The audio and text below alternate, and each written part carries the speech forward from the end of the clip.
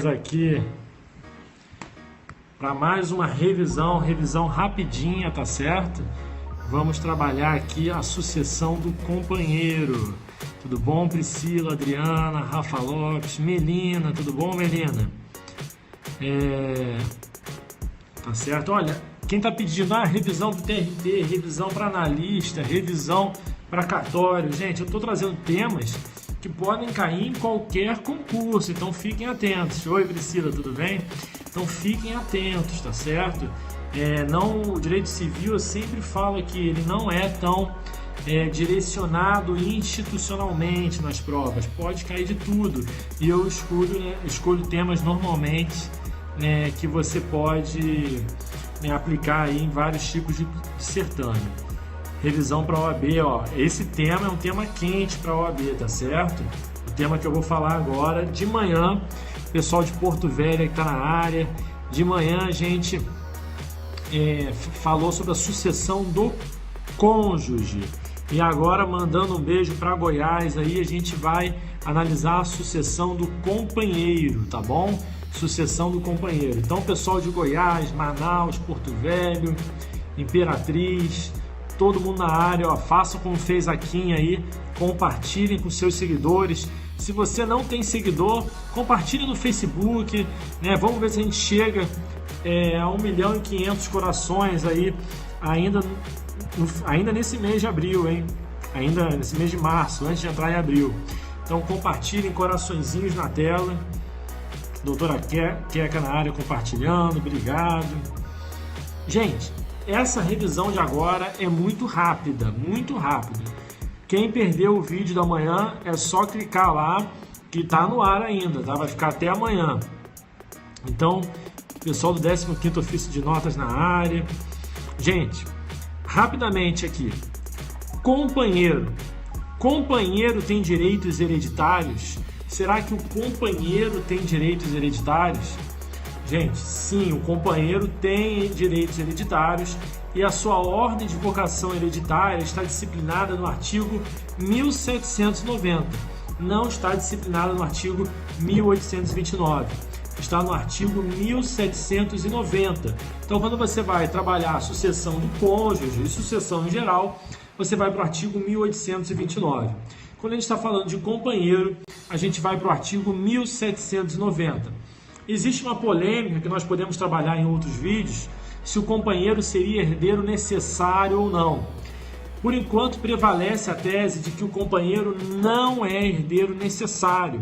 Poderia ser excluído por testamento, mas isso já vem mudando. A doutrina em massa, vem trabalhando a ideia de que o companheiro seria herdeiro necessário, a doutrina mais moderna. Mas a gente vai deixar isso para pontuar os posicionamentos, entendimento jurisprudencial em outro vídeo. O que eu quero trabalhar com vocês é o regramento do companheiro, ainda que pese as críticas doutrinárias ao artigo 1790. Vou trabalhar com vocês do jeito que vai ser cobrado em prova, tá? De acordo com a lei e entendimentos consolidados do STJ. Então, o companheiro é herdeiro? Sim. A sua herança é regulada pelo artigo 1829? Não. É regulada pelo artigo 1790. E quando que o companheiro será herdeiro? Veja, o companheiro, se o falecido deixou... Ó, Renata, tudo bom, Renata? Pessoal do Premerge na área. Olha, o companheiro, o indivíduo morreu e deixou uma companheira. Não deixou filhos, não deixou ascendentes, não deixou colaterais. Nesse caso, o herdeiro vai ser chamado a suceder, que no caso o companheiro vai ser chamado a suceder isoladamente, ele vai ser herdeiro. Mas veja só como que isso funciona. O artigo 1790 trabalha a concorrência do companheiro com filhos comuns. Então, vou dar um exemplo aqui, tá? Vamos por partes, devagar. Eu tenho um apartamento no meu nome, que eu comprei com meu dinheiro, tá? Tá registrado no meu nome. Eu sou solteiro. Se eu vier a instituir uma união estável, a minha companheira, no caso de dissolução da união estável, ela terá direito sobre esse imóvel? Não. Foi um imóvel adquirido antes da união estável. Então ela não terá direito. Sim, Glaucia, começou agora, estamos trabalhando alguns exemplos. Então, ela não terá qualquer direito de meação sobre esse bem, no caso de dissolução da união estável. Agora, acompanhem comigo. Eu tenho um apartamento no meu nome, iniciei uma união estável e comprei uma casa. Com uma casa que eu comprei com meu dinheiro, ou seja, foi fruto do meu trabalho. Registrei apenas no meu nome. Nesse caso, se for dissolvida a união estável, a minha companheira terá direito? Sim, porque na união estável aplica-se o regime da comunhão parcial de bens, a não ser que outro seja determinado por contrato expresso, mas aplica-se o regime da comunhão parcial de bens. Esse bem adquirido na constância da união estável é bem comum e irá se comunicar, tá ok? Vimos a questão aí de direito de família, pessoal de Paris na área, nós estamos aqui internacionais. Gente, o que eu posso estabelecer com vocês de plano? Vamos pegar esse exemplo, tá certo? Eu tinha um apartamento no meu nome, iniciei uma união estável, comprei uma casa e eu vim a falecer. Eu morri deixando companheira e 2 filhos, filhos comuns, filhos que são meus e da minha companheira. Nesse caso, estamos diante, de uma possibilidade do companheiro ser herdeiro. Quem serão os meus quais serão os meus herdeiros? Nesse caso, a companheira e os meus 2 filhos serão herdeiros. Olha a diferença do casamento. A companheira, ela vai herdar na comunhão parcial. E ela vai herdar qual bem? Vamos fazer a divisão? Sobre o bem particular, o apartamento que eu tinha antes da união estável, apenas os meus filhos serão herdeiros. Sobre o bem comum que eu comprei na constância da união estável, a companheira irá herdar concorrendo com meus 2 filhos, ressalvado seu direito de meação. Então veja, ela já tem a meação daquele imóvel e ainda na outra metade ela irá concorrer com os 2 filhos. É totalmente diferente do casamento que a gente viu no vídeo da manhã. No casamento é o contrário, o bem comum, o cônjuge não herda, tá certo? Na comunhão parcial, ela vai herdar em concorrência com filhos apenas se tiver bens particulares. Aqui é o contrário, os bens particulares, o companheiro não é herdeiro, ele é herdeiro apenas dos bens adquiridos onerosamente na constância da união estável. Então, você tem que fazer uma divisão. Dos bens particulares, apenas os 2 filhos herdarão. Dos bens comuns, será compartilhado entre os 3, ressalvada a meação. Primeiro você tira a meação do companheiro, na outra metade vai ser do companheiro e dos 2 filhos. Beleza, gente? Importante essa premissa. Estabelecemos aí como é que se dará a sucessão do companheiro em concorrência com filhos comuns. Cada um terá o quinhão equivalente, quinhões iguais. Tá certo? Agora, vamos imaginar que eu venha a falecer nessa mesma hipótese. Eu tenho aqui um apartamento antes. Olha só, essa questão de 75% aí, não fica muito preocupado. Não é 75%. Ela vai ter 50% do imóvel relativo à minha ação da casa e dos outros 50% será dividido por 3. Tá certo? São 2 filhos, quinhões iguais. Tá? Então, cada um vai receber 1/3. Bom, gente, vamos imaginar que eu, de novo, tenho um apartamento no meu nome. Comprei uma casa já na vigência da união estável no meu nome. Essa casa vai se comunicar, apesar de estar registrada no meu nome. Beleza? E aí o que acontece? Eu morri deixando 2 filhos e companheira.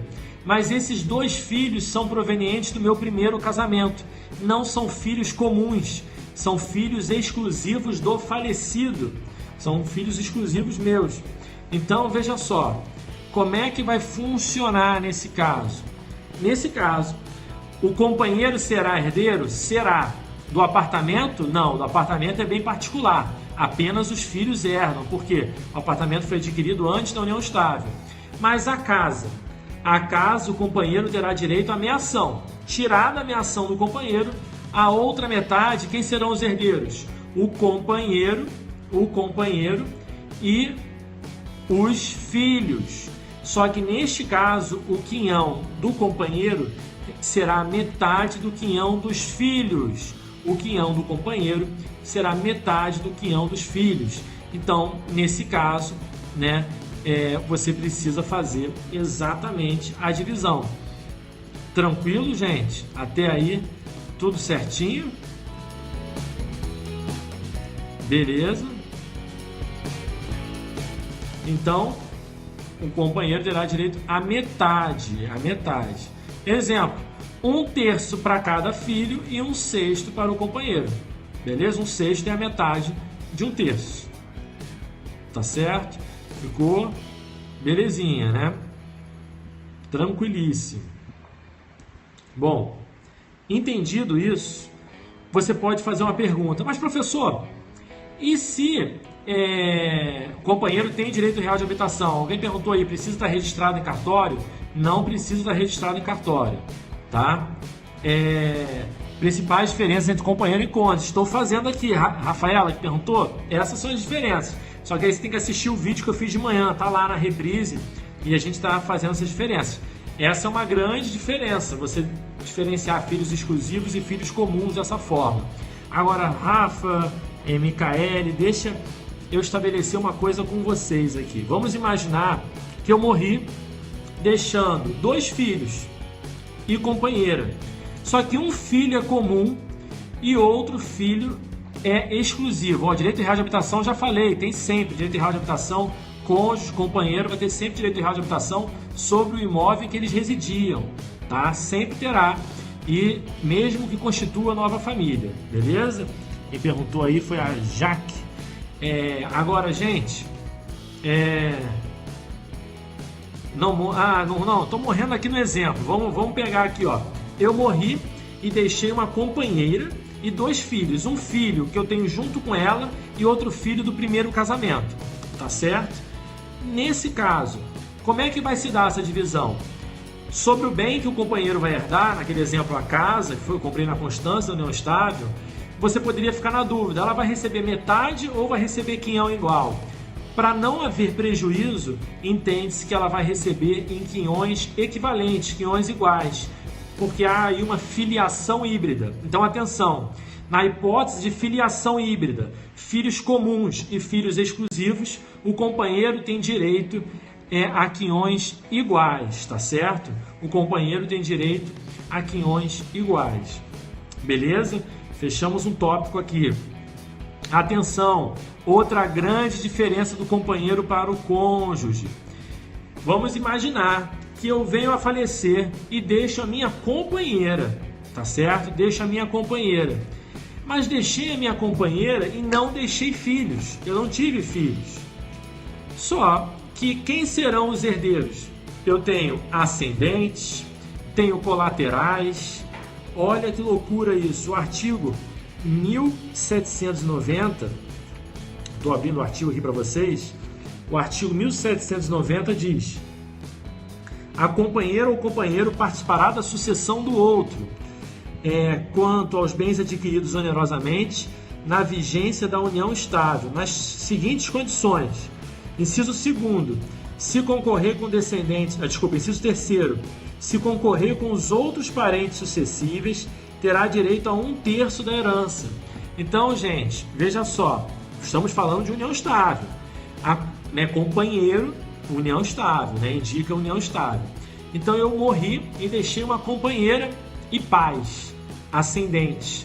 Veja, quando o companheiro concorre com outros parentes, sejam eles ascendentes, irmãos, colaterais, irmãos, primos, tios, o companheiro terá direito a 1/3 da herança. Os outros 2/3 serão partilhados entre os colaterais, tá? O companheiro concorre com o ascendente. E é uma diferença grande aí do casamento, porque o companheiro concorre, né, com os outros parentes, com os ascendentes, com outros parentes, enquanto que no casamento o cônjuge concorre primeiro com os ascendentes e não concorre com os colaterais. Aqui o companheiro vai concorrer com descendentes, ascendentes e colaterais. Então o companheiro pode concorrer até com um primo, tá certo? E isso daí, né, chove crítica sobre isso, sobre a constitucionalidade desse inciso 3º do artigo 1790, mas ele é válido ainda, tá certo? E pode cair na sua prova. Por que seria inconstitucional? Quebra de isonomia. Por que tratar o companheiro de maneira tão diferenciada, tá certo? Em relação ao cônjuge. Agora, acompanhem comigo essa questão. O companheiro, né, ele exatamente até o 4º grau, colaterais até o 4º grau. O companheiro, mesmo concorrendo com outros parentes, ele só será herdeiro dos bens adquiridos onerosamente na constância da união estável. Então, os bens particulares, por exemplo, ficarão para irmãos, tios, sobrinhos. O companheiro não terá direito. Por isso que se critica muito, tá certo? Por isso que se critica muito. Olha, alguém fez uma pergunta aí da filiação híbrida. Eu já respondi. Se você voltar um pouquinho lá, você encontra a resposta. Tá bom, gente? Tranquilo nesse ponto? Um outro inciso do artigo 1790. Inciso 4º. Na falta de parentes, o que vai acontecer? Na falta de parentes, aí sim o companheiro vai herdar toda a herança. Existia divergência, mas ele vai herdar tanto os bens comuns como particulares. Então, gente, fazendo uma pequena revisão aqui. O companheiro, ele só vai herdar em concorrência com filhos, com ascendentes, colaterais, os bens adquiridos onerosamente na constância da união estável, ressalvado o direito de meação. A meação, estou nem falando aqui, Letícia, porque a meação já está certo, está tranquilo, tá bom? Não há divergência, beleza? Agora, cuidado, porque eu falei para vocês no início o seguinte. Tudo bom, Anne? Olha só, obrigado por compartilhar. Ó, gente, quem tiver aí pode compartilhar ainda.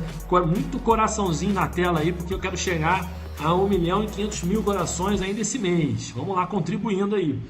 Gente, o que eu queria que vocês percebessem? Eu falei para vocês que o regime de bens aplicado aí na união estável é o regime da comunhão parcial de bens, salvo se outro não for estipulado por contrato.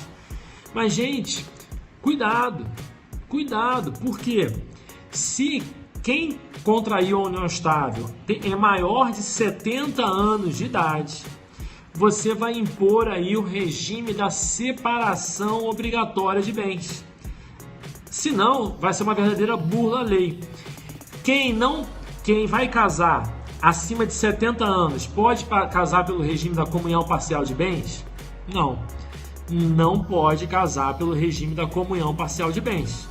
Logo, se não pode casar pelo regime da parcial de bens, o regime da comunhão parcial de bens, ele poderia viver a união estável no regime da comunhão parcial? Não. Vai ser aplicada a mesma sanção das causas suspensivas do casamento. Essa união estável vai ser regulada pela separação obrigatória de bens. Qual é a consequência? Na separação obrigatória de bens, o cônjuge, na verdade, o companheiro, só vai herdar se comprovar o esforço comum. Aí, nesse caso, vai ter que comprovar o esforço comum. É o entendimento do STJ, tá certo? Não, 70 anos, não aplica 65 anos. E o Estatuto do Idoso, salvo engano, são 60 anos, né? 65 é para pegar ônibus, né?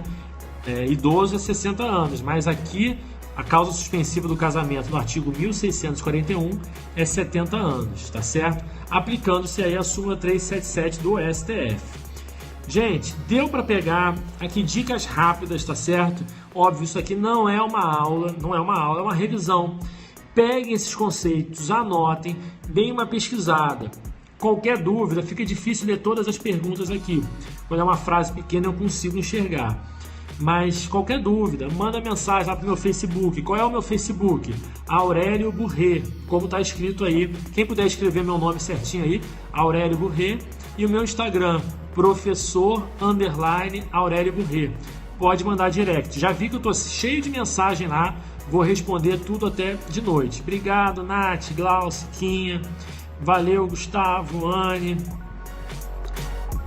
Gente, muito obrigado àqueles que, né, o Guto Almeida aí, Letícia. Vamos falar sobre o testamento sim, Letícia. Então, ó, meu nome tá aí, a Priscila botou. Obrigado, Priscila. É só me seguir lá no Facebook ou no Instagram, professor_Aurélio Burré. Tá bom? Isso, Elba.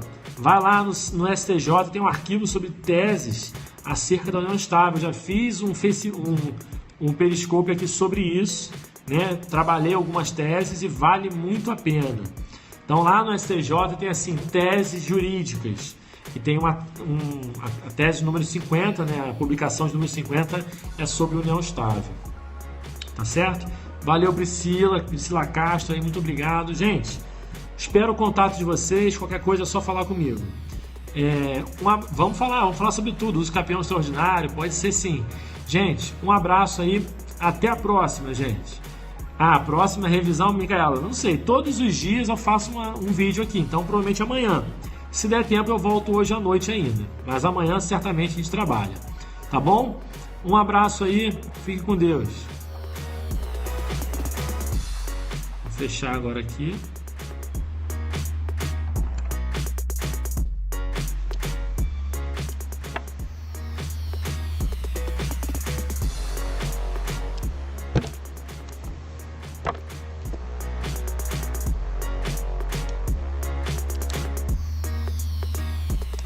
Tchau.